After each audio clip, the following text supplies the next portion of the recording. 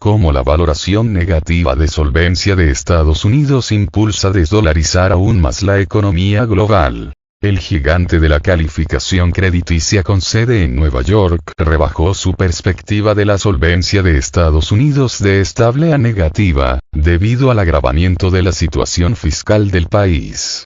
Sputnik consultó al experto en economía y macroeconomía Sergio Rossi para analizar las consecuencias de la decisión de Moody's.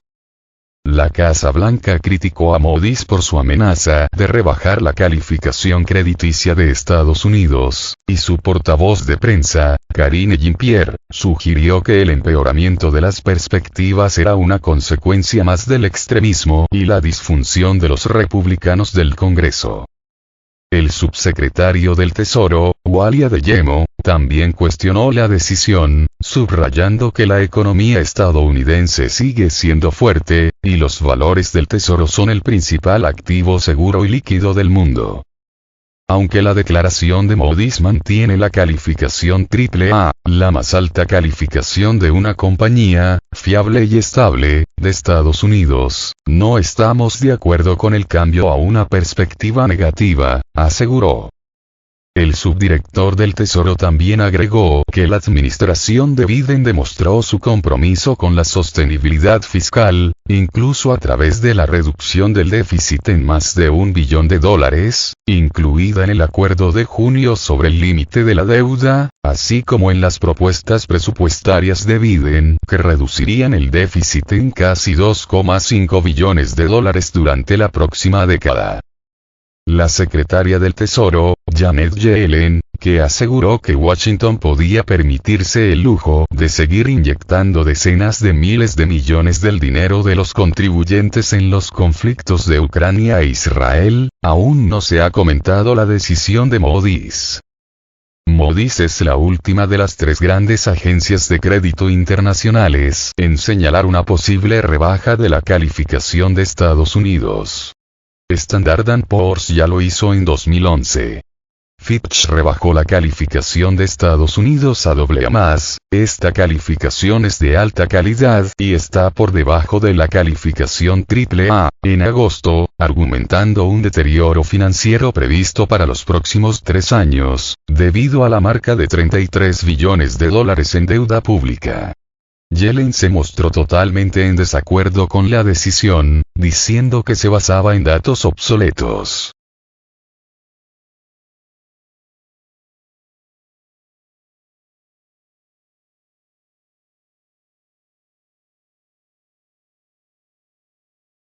¿Cómo entender las calificaciones crediticias? Las calificaciones crediticias soberanas tienen por objeto evaluar los riesgos asociados a prestar dinero a un país y también dar señales a los financieros sobre los riesgos potenciales asociados a invertir en un país.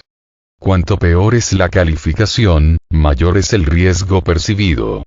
La calificación más baja posible de Moody's es C, que indica que el prestatario no cumple algunas o todas sus obligaciones financieras.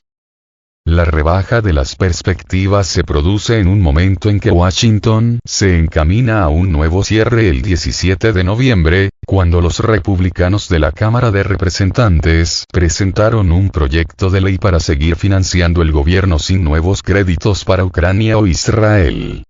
La Casa Blanca lo criticó como una propuesta extrema y poco seria, y Jean-Pierre lo calificó de receta para más caos republicano.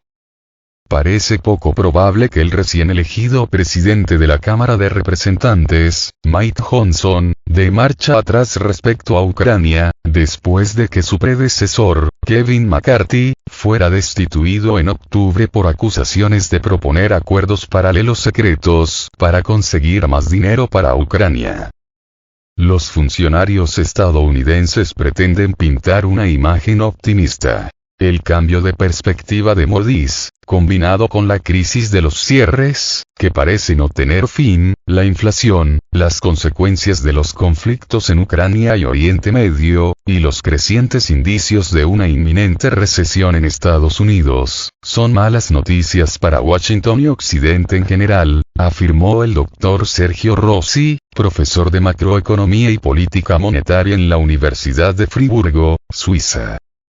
La situación de las finanzas públicas estadounidenses es bastante preocupante, ya que el gobierno lleva mucho tiempo acumulando déficits fiscales, y actualmente las perspectivas económicas son muy problemáticas para muchas partes interesadas en este país y en otros países, declaró Rossi Sputnik. El académico no concuerda con las afirmaciones del vicesecretario del Tesoro, Wally Adeyemo, sobre la fortaleza y la liquidez de su deuda, sugiriendo que los comentarios de los funcionarios estadounidenses pretenden pintar una imagen optimista de la economía para evitar corridas bancarias y disuadir a los inversores extranjeros de deshacerse de sus activos estadounidenses en una venta relámpago.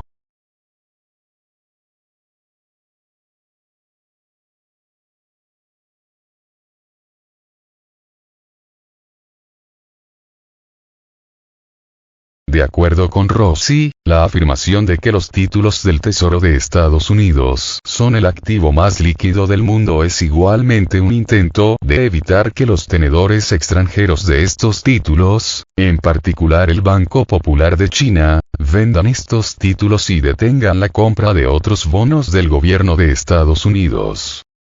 Esto haría imposible que el gobierno estadounidense financiara sus déficits fiscales a corto plazo, lo que reduciría la dolarización de la economía mundial y, por tanto, daría lugar a una mayor depreciación del dólar estadounidense en los mercados de divisas, lo que también aumentaría las presiones inflacionistas en la economía de Estados Unidos como consecuencia de los mayores costes de sus bienes importados, advirtió Rossi.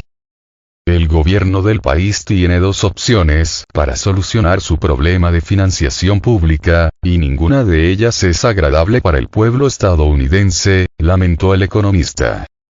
Por un lado, la Casa Blanca podría sugerir una reducción del gasto público que una serie de políticos aceptarían, ya que sus propios intereses personales no se ven afectados, sobre todo porque estos recortes del gasto afectarán a la clase baja y media, con lo que los intereses de las potencias fuertes no se verían afectados por estas medidas de austeridad, argumentó el experto.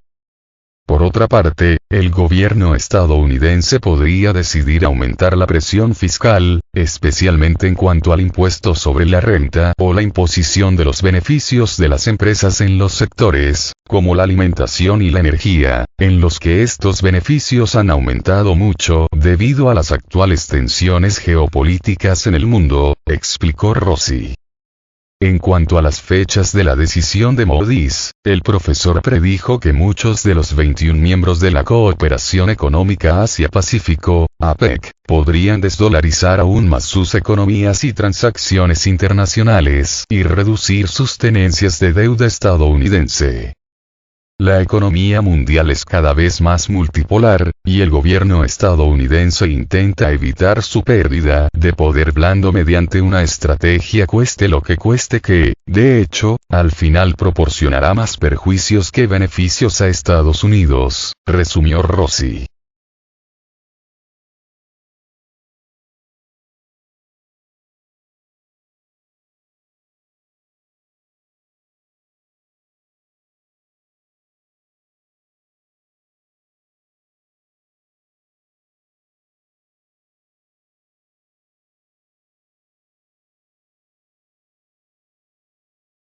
JP Morgan ve indicios de una desdolarización. Los estrategas del mayor banco de Estados Unidos, JP Morgan, afirmaron este lunes que la economía mundial está mostrando señales de desdolarización, aunque la divisa debería mantener su extendido dominio en el futuro previsible.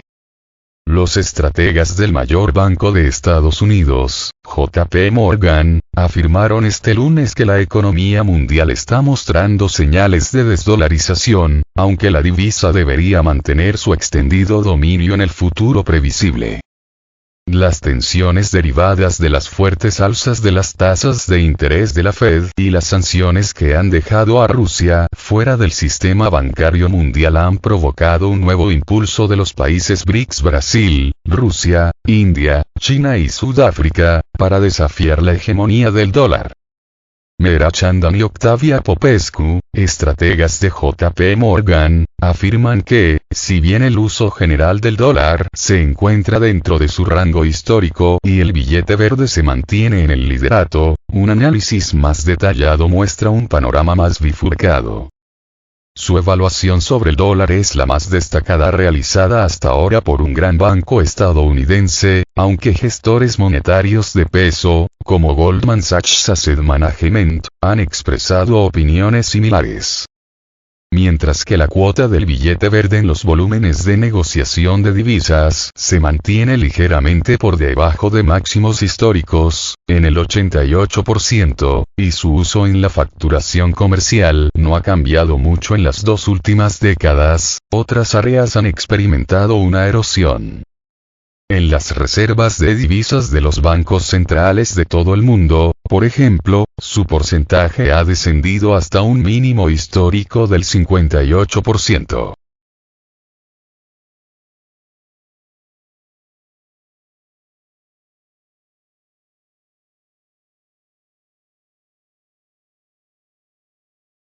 Pese a que este porcentaje sigue siendo con mucho el mayor de todas las divisas mundiales, se reduce aún más si se tiene en cuenta el oro, que ahora representa el 15% de las reservas, frente al 11% hace 5 años. Están apareciendo algunas señales de desdolarización, según los analistas de JP Morgan, que añaden que es probable que la tendencia persista aunque el dólar mantenga su gran huella.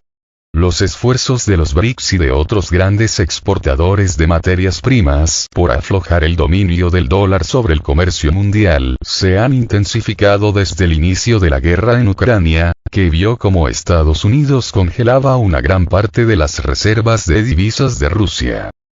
Desde entonces, Arabia Saudita y China han iniciado conversaciones para liquidar las ventas chinas de petróleo en yuanes. Brasil y China han anunciado la introducción progresiva de un acuerdo de compensación en yuanes para algunos intercambios comerciales entre ambos países, mientras que China y Rusia también realizan ahora una parte significativa de su comercio en yuanes.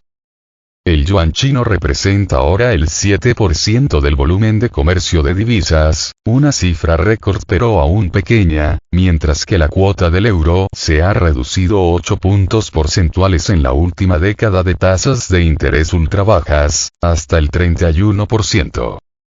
La facturación comercial no ha experimentado grandes cambios, y el dólar y el euro han mantenido una cuota estable del 40.150% en las últimas décadas, aunque la cuota de Estados Unidos en las exportaciones mundiales se estima ahora en un mínimo histórico del 9%, frente al máximo histórico del 13% de China.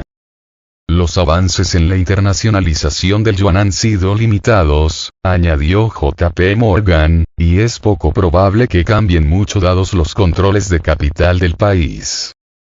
La moneda china representa el 2,3% de los pagos de SWIFT, según los analistas de JP Morgan, frente al 43% del dólar y el 32% del euro.